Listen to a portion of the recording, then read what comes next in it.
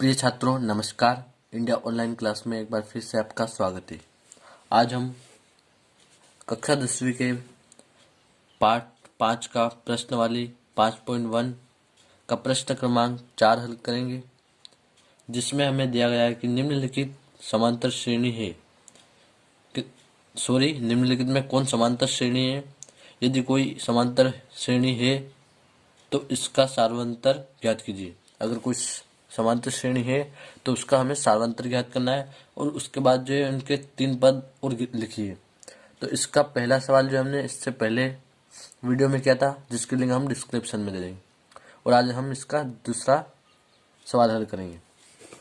तो शुरू करते, ज़्यादा टाइम नहीं लेते हम आपका। तो सबसे पहले हम ये जो हमारा पहला पद है इसको A1 नाम देंगे, दूसरे वाले पद को A2 नाम दे देते हैं, हम इसको A3 और A4 इस प्रकार से हम नाम देते हैं। तो सबसे पहले हम दूसरे वाले पद में से पहला माइनस करेंगे, तो हम यहाँ पर लिखेंगे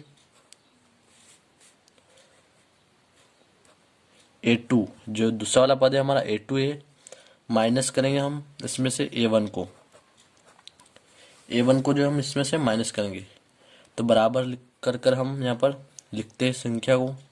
A2 हमारा 5/2, फिर माइनस है हमारा 2 के बट्टे में कुछ नहीं है तो हम 1 लिख सकते हैं यहाँ पर, तो 1 लिख देते हैं हम। फिर इसके बाद हम तिर्यक गुणा करेंगे, इसका इधर गुणा करेंगे और इसका इधर करेंगे। तो तिर्यक गुणा हम करते हैं, 1 का गुणा हम 5 में करेंगे तो हमें 5 ही प्राप्त होंगे, और 2 का 2 में करेंगे, यहाँ पर बीच में हम माइनस लगाएंगे, और 2 का 2 में करेंगे तो हमें प्राप्त होगा 4, और बट्टे में 2 का 1 में करेंगे तो 2 हमें प्राप्त होगा। फिर यहाँ पर जो है यहाँ पर 5 में से हमारा 4 जाएगा तो बचेगा हमारा 1, और बट्टे में फिर से बच जाएगा हमारा 2। तो हमारा सार्वंतर जो है, बीच के अंतर जो है इन दोनों के 1/2 आएगा।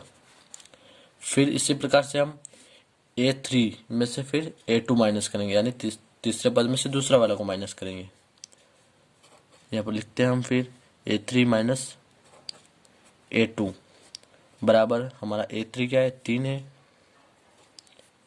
फिर माइनस 5/2 दूसरा वाला पद। फिर यहाँ पर भी इसी प्रकार 2 के बट्टे में कुछ नहीं था यहाँ पर, तो हमने 1 लिख लिया था। यहाँ पर भी 3 के बट्टे में कुछ नहीं है तो 1 लिख सकते हैं हम, 1 लिख लेते हैं। सॉरी, माइनस यहाँ पर लगाते हैं हम, यहाँ से काट कर, ताकि आपको समस्या ना हो। तो फिर इसी प्रकार इसका तिर्यक गुणा किया था हमने, फिर इसी प्रकार इसका भी हम तिर्यक गुणा करेंगे। तो हम यहाँ पर सबसे पहले 2 का गुणा 3 में करेंगे तो हमें प्राप्त होगा 6।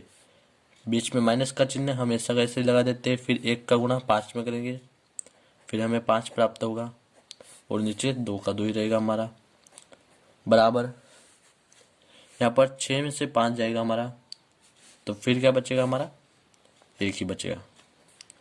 फिर बट्टे में 2 हमारा, फिर इन दोनों के बीच का भी अंतर हमारा 1/2 आया, जिसे हम सार्वंतर कहते हैं।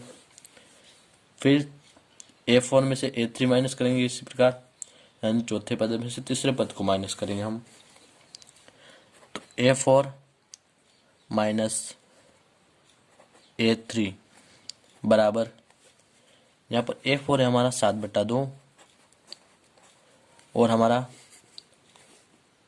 A3 जो है हमारा 3 रहेगा, -3 के बट्टे में कुछ नहीं है, 1 लिख देते हैं, बराबर। फिर उसी प्रकार तिर्यक गुणा करेंगे, 1 का 7 में और 2 का 3 में।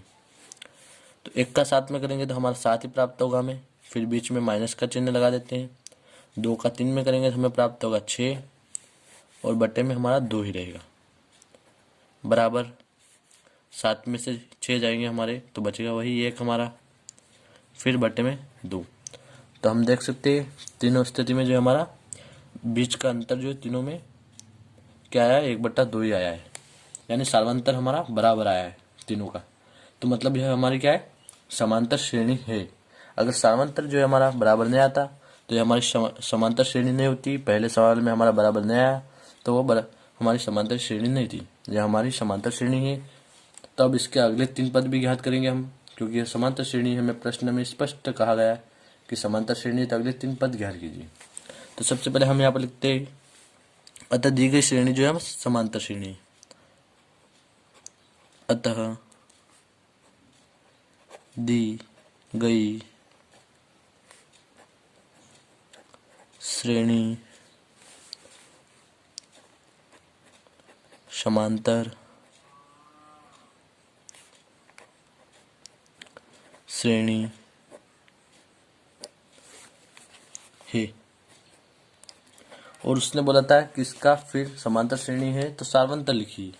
तो सार्वंतर भी जो हमारा है 1/2। आप देख सकते हो तीनों में अंतर, सार्वंतर जिसे कहते हैं हम, बीच का अंतर होता है इन संख्याओं के।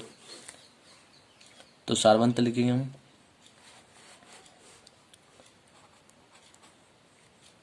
सार्वंतर डी, सार्वंतर को हम डी से दर्शाते हैं, बराबर हमें प्राप्त हुआ है 1/2। तो अब जो है हम दोस्तों इसके अगले 3 पद ज्ञात करेंगे। तो इसके अगले 3 पद ज्ञात करने के लिए हमारा जो समांतर श्रेणी का आखिरी वाला पद यानी F4 है, उसमें हम हमारा जो सार्वंतर आया D 1/2 उसको जोड़ेंगे। 3 पद, पहला पद ज्ञात करने के लिए अगले में हमारा जो F4 था 7/2। अब इसमें हम सार्वंतर जो हमारे प्राप्त हुआ है 1/2 जो उसको हम जोड़ेंगे। तो इसको जोड़ेंगे, यहाँ पर हमारे हर समान है तो इसलिए हमें तिर्यक गुणा करने की कोई ज़रूरत ही नहीं, और हम ऊपर वाली संख्या को जोड़ सकते हैं। 7 + 1/2 रहेगा हमारा, बराबर क्या हो जाएगा हमारा 8/2। तो अब हमारा 8 जो है 2 से कट जाएगा, 2 से कटेगा तो हमें प्राप्त होगा 4। तो हमारा अगला पद जो है 5वां पद F5 जो हमें प्राप्त हुआ है 4। अब हम F5 में फिर से हमारा सार्वंतर 1/2 को जोड़ेंगे ताकि हमें A6 प्राप्त हो। तो हम 4 में जोड़ते हैं, 4 + 1/2। तो यहाँ पर हमारे 4 के बट्टे में कुछ नहीं है तो फिर से हम यहाँ पर 1 लिख देते हैं। तो हमने 1 लिख दिया। फिर इसका क्या करेंगे, हम तिर्यक गुणा करेंगे जिस प्रकार हमने पहले किया था उसी प्रकार। तो 2 का 4 में गुणा करेंगे तो हमें प्राप्त होगा 8। फिर जोड़ देंगे 20 में, जोड़ का यानी प्लस का निशान है। अब 1 का 1 में करेंगे तो हमें प्राप्त होगा 1 ही, फिर बट्टे में हमारा 2 ही रहेगा, बराबर 8 और 1 हमारा होता है 9। तो यहाँ पर हमें प्राप्त होगा 9/2। अब हम इसको काट नहीं सकते तो हमारे अगले पद जो है यही रहेगा। अब हम यह जो हमारा पद मिला है हमें A6 वाला यानी छठा पद, इसको हम अगला पद ज्ञात करने के लिए यूज करेंगे।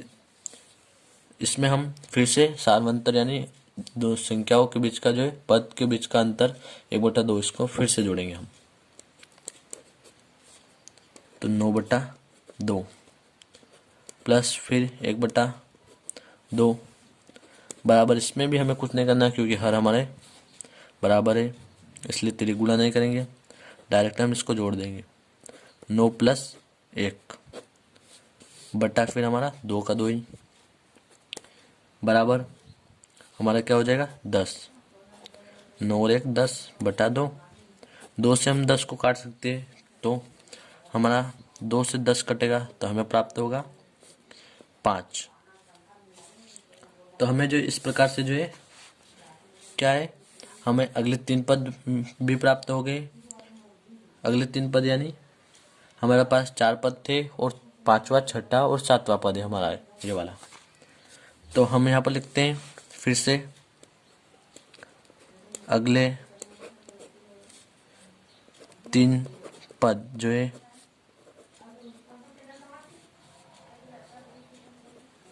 क्रमशः 4, 9/2 कामा क्या है 5 है। आशा करता हूँ दोस्तों सवाल समझ में आ गया होगा। धन्यवाद दोस्तों।